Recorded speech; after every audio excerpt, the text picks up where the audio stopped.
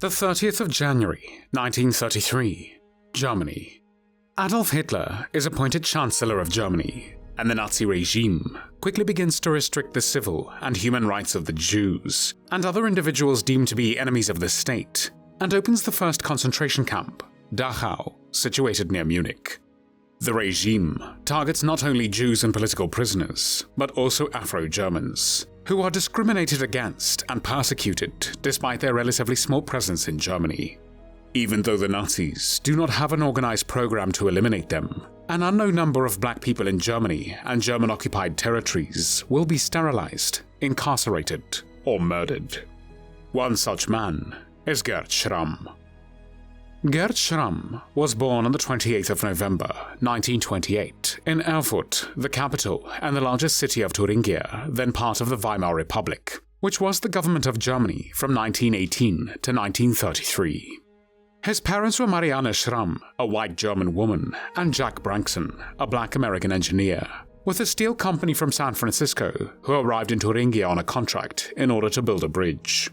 The two met in the shop of gentleman's tailor Gert Schramm, who was Marianne's father.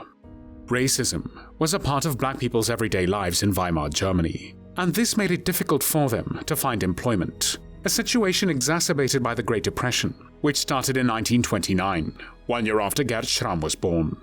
Jack Branson, after the termination of his contract, left Germany but kept coming back to Thuringia, where his son Gert was growing up. When Adolf Hitler and the Nazi Party came into power in Germany in 1933, they began to put their discriminatory and false ideas about race into law and practice.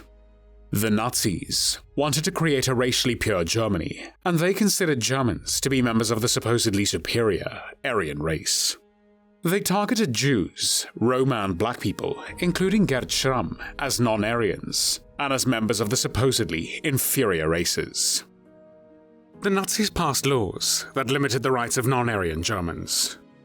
These laws were primarily intended to exclude Jews, but they also applied to black and Romani peoples. For black Germans, the Nazi era was a time of escalating persecution, marginalization, and isolation. Though they had faced racism during the Weimar era, the institutionalized racism of the Nazi regime made life for them and their families even more difficult and precarious.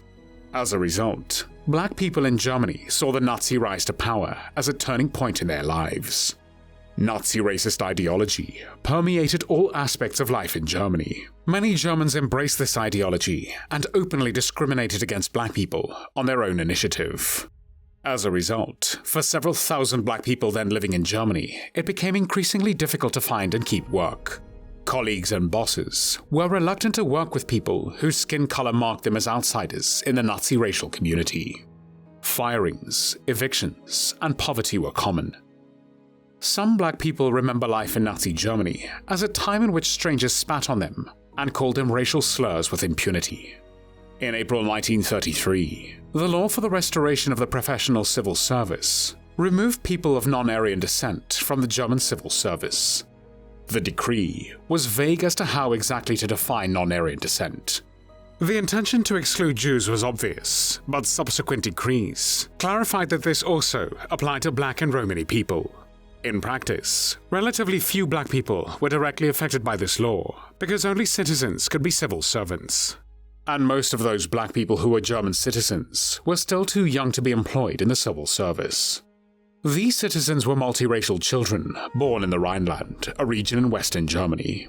Their mothers were white German women, and their fathers were mostly French colonial soldiers, who had been part of the large Allied military occupation of the Rhineland between 1918 and 1930. During the Weimar era, there were between 600 and 800 multiracial children born in the Rhineland, and the German press referred to them using the derogatory label, Rhineland bastards. These children were often discriminated against because of their fathers and their physical appearance. They experienced racism from their neighbors, classmates, and even in their own families. While some remained with their birth mothers or their families, others were placed into children's homes or adopted. The previously mentioned decree and subsequent race-based restrictions severely limited future job opportunities and career paths for these children. It also made clear that the Nazis did not consider black people part of the German national community, and intended to formally exclude them from German society. In September 1935, the Nazi regime announced the Nuremberg race laws, which put Nazi ideas about race into law. Those laws primarily targeted Jews, but beginning in November 1935, the Nuremberg laws also applied to Romani and black people, whom the regime referred to derogatorily as gypsies and Negroes and their bastards. There were two Nuremberg race laws. The first, the Reich Citizenship Law, defined a German citizen as a person who is of German or related blood. The point was to exclude people whom the regime saw as racially inferior, namely Jews, Roma, and black people, from having political rights in Germany. The second was the law for the protection of German blood and German honor. This law banned race mixing, or what was called race defilement. It forbade future intermarriages and sexual relations between Jews and people of German or related blood. A subsequent supplement to the law forbade black people in Germany to marry people of German or related blood. The goal was to prevent black people from marrying and having children with Germans. The Nuremberg race laws made it very difficult for black people in Germany to marry, start families, or build a future. They particularly affected those of reproductive and marrying age. While it was legal for black people to marry each other, those couples were rare because of the small size of the black community. Despite the Nuremberg laws, some black people and so-called German-Aryans still became romantically involved with one another. These relationships were dangerous for both partners, especially if they chose to try to legally marry. In Nazi Germany, everyone was required to apply for permission to marry. When interracial couples applied, their applications were consistently denied for racial reasons. These applications brought their interracial relationships to the attention of the government authorities. This often had dire consequences for the couple. In multiple cases, marriage applications resulted in harassment, sterilization, and the breaking up of partnerships. Legal couples whose marriages predated the Nuremberg laws were harassed by the Nazi regime. The regime pressured white German women to divorce their black husbands. Interracial couples and their children were often humiliated and even assaulted when they appeared together in public. Like their parents, many black children in Germany experienced the Nazi era as a time of increased loneliness, isolation, and exclusion. Some black children felt German and wanted to be part of the excitement, but Nazi racial ideology had no place for black German children. For black children in Nazi Germany, schools became sites of humiliation. Black children were often degraded in racial science classes and ridiculed by teachers who supported the Nazis. Just as the Nazification of the education system greatly restricted the rights of Jewish children to attend public schools, it also impacted black children over the course of the 1930s. Some black students were expelled and unable to complete their education. Few private schools would accept black students, and finding apprenticeships, which in Germany was crucial to find employment, became increasingly difficult. Such was the case of Gert Schramm. After completing elementary school, he worked as a helper in a car repair shop. According to the Nuremberg laws, he was denied the right to any apprenticeship as a Mischling of the first grade. Mischling was a pejorative legal term used in Nazi Germany to denote persons of mixed Aryan and non-Aryan ancestry as codified in the Nuremberg racial laws of 1935. Most of the black people living under the Nazi regime were effectively trapped there. While some tried to leave, for the vast majority this was not possible, as they could not receive visas to other countries or legally immigrate elsewhere because of citizenship issues. Eventually, black people in Germany had little choice but to adapt to life under the Nazis. The Second World War began on the 1st of September 1939 with the invasion of Poland.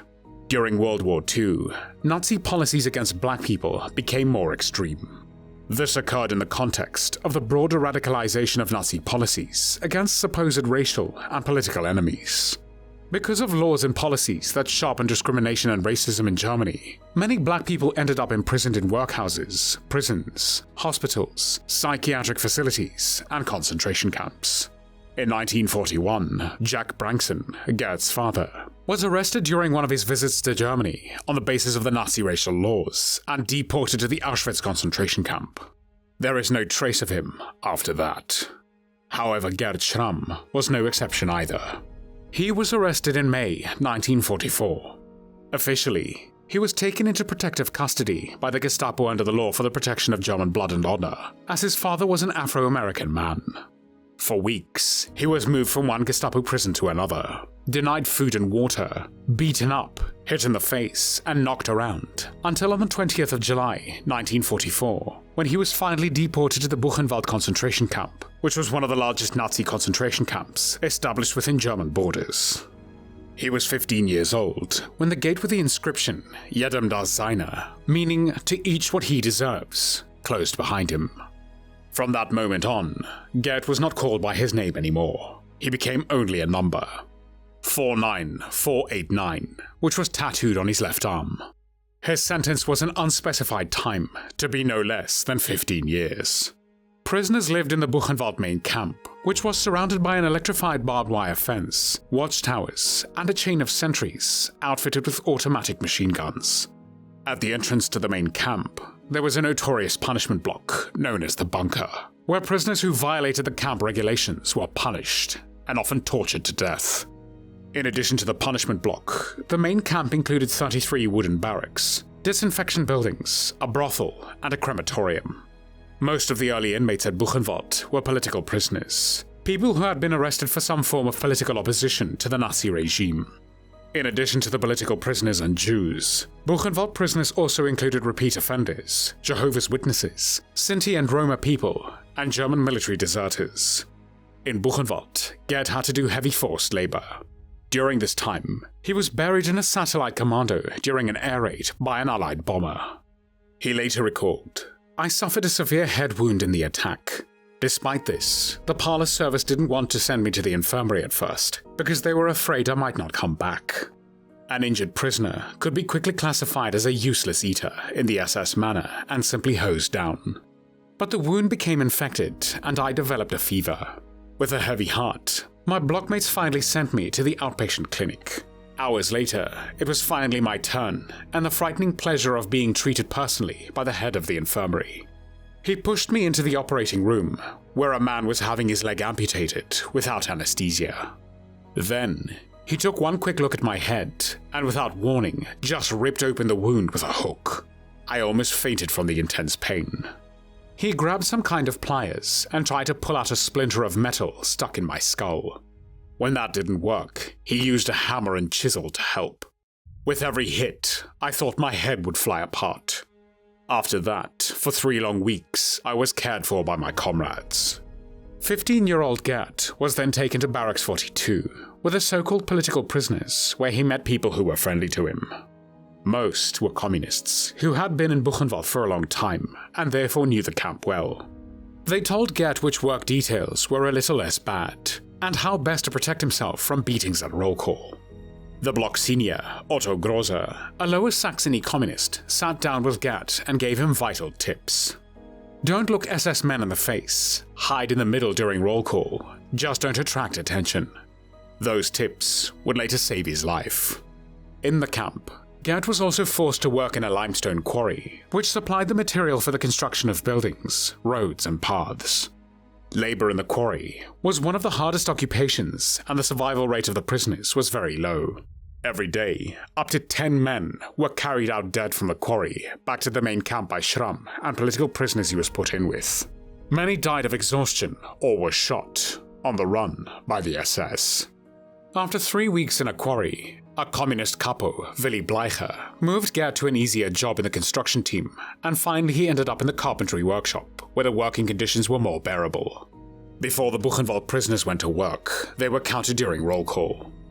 If the numbers did not add up, roll call was prolonged and often took long hours, which could be especially tormenting for the prisoners, particularly in severe weather. Schramm later recalled how in the snow during cold winter days, they were ordered to stand outside with no food and water from 5 to 11 a.m. Schramm once saw a prisoner, a young Jew from Leipzig, named Wolfgang Kuhn, get stomped to death by an SS guard simply because he had moved during roll call. During roll calls, the unhealthy, or those who stood out, risked being sent to an extermination camp or killed on the spot. As the only black prisoner, he already stood out, and after weeks in the stone quarry, he was in a weakened state. The previously mentioned block senior, Otto Grosse, organized other inmates to surround him during the daily roll call, thus protecting him. The Buchenwald camp was liberated in April 1945. On the 8th of April 1945, Buchenwald camp prisoners, using a secret shortwave transmitter and small generator, sent the Morse code message, "To the Allies, to the army of General Patton. This is the Buchenwald concentration camp. SOS. We request help. They want to evacuate us. The SS want to destroy us." 3 minutes after the transmission, the desperate prisoners received the message, "Hold out. Rushing to your aid. Staff of 3rd Army." 3 days later, on the 11th of April, the US 6th Armored Division liberated Buchenwald and found more than 21,000 survivors who were weak and emaciated. They survived because when the Gestapo headquarters at Weimar telephoned the camp administration to announce that it was sending explosives to blow up any evidence of the camp, including its inmates, the Gestapo did not know that the administrators had already fled, and a prisoner answered the phone informing headquarters that explosives would not be needed, as the camp had already been blown up, which was not true. After General Patton toured the camp, he ordered the mayor of the nearby city of Weimar to bring 1,000 citizens of Buchenwald to be shown the crematorium and other evidence of Nazi atrocities. The Americans wanted to ensure that the German people would take responsibility for Nazi crimes, instead of dismissing them as atrocity propaganda. Many of them were crying, and some of them even fainted after seeing the dead bodies, starved survivors behind barbed wire fences, as well as a table display of paintings on human skins, lampshades made of human skin, various parts of the human body preserved in alcohol, and 2 heads, which were shrunk to 1/5 of their normal size. When 1,000 citizens from Weimar visited Buchenwald, Gert Schramm was there. They claimed, "We did not know what was going on." However, Gert never believed them. Years after the ending of the war, he remembered thinking, "Now have a look what happened here with your acquiescence." Between July 1937 and April 1945, the SS imprisoned some 250,000 persons from all countries of Europe in Buchenwald. Exact mortality figures for the Buchenwald site can only be estimated, as camp authorities never registered a significant number of prisoners. The SS murdered at least 56,000 male prisoners in the Buchenwald camp system. Some 11,000 of them were Jews. In June 1945, Gert Schramm returned home, on foot, into a new life. He then worked at the Wismut uranium mine in the Soviet occupation zone. From 1956 to 1964, he worked in Essen in a coal mine, and then chose to move to East Germany. With the help of another former Buchenwald prisoner, Hermann Axen, who had been one of a group of communist prisoners who protected him during his imprisonment, he started his own business in 1985, Schramm's Reisen, a taxi company. As a member of the Prisoners' Advisory Board of the Buchenwald Memorial Foundation, Schramm for years visited schools to speak of the horrors of the Buchenwald camp. During one such visit in 2012, he said, "I wish our youth will never give in to these racist Nazi thugs, and they won't heed their views filled with hatred and racial discrimination." Gert Schramm was 87 years old when he died after a long illness on the 18th of April, 2016. Pieretta Herzberger-Fofana, his friend and a member of the European Parliament, believes he never fully recovered from his country's rejection of him because of the color of his skin. "He was an unhappy man," she said. Gert's revenge was not only that he survived and lectured for years about the hardship he endured during the Nazi regime, but that his legacy and bravery will go on through his family, as after the war he got married and had 4 grown children, was a grandfather and great-grandfather. He left to the generations to come a message of peace and reconciliation. There were many tears shed for Gert Schramm.